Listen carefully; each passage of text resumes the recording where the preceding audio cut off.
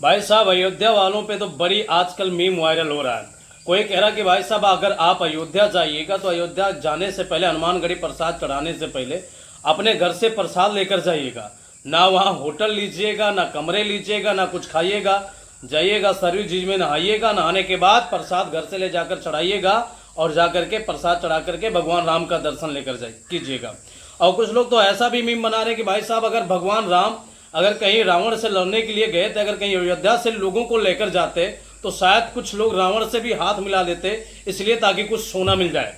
तो अयोध्या पे तमाम प्रकार की मीम वायरल हो रही है और लोग बहुत अच्छे से अयोध्या वासियों को ट्रोल कर रहे हैं।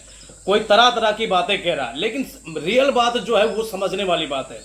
अयोध्या के लोग बोलते रहे कि भाई साहब यहाँ के सांसद साहब को चेंज कर दीजिए, लेकिन वहां के जो भी बीजेपी के कार्यकर्ता लोग थे बोलते रहे, लेकिन वहां पे जो शीर्ष नेता लोग बैठे थे उनकी एक भी बात कोई सुनने के लिए तैयार नहीं रहा। लाख कहते रहे कि भाई साहब इनको सांसद बदल दीजिए, किसी दूसरे को टिकट दे दीजिए, लेकिन कोई टिकट नहीं दिया गया। क्योंकि वो बंदा किसी के घर के सामने अगर खंबा भी हट गया, जब अयोध्या बना था सारी चीजें लगना शुरू हो गया तो खंबा तक सही टाइम से नहीं करवाया, तो लोग परेशान हो गए थे। लोग ये भी कह रहे थे भाई साहब हमारा घर नहीं बच रहा है तो मंदिर बनने से क्या फायदा होगा।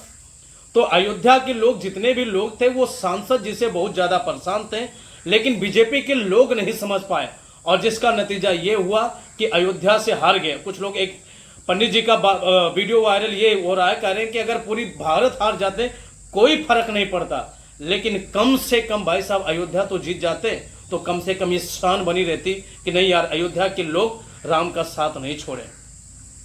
आप क्या क्या कहना है कमेंट करके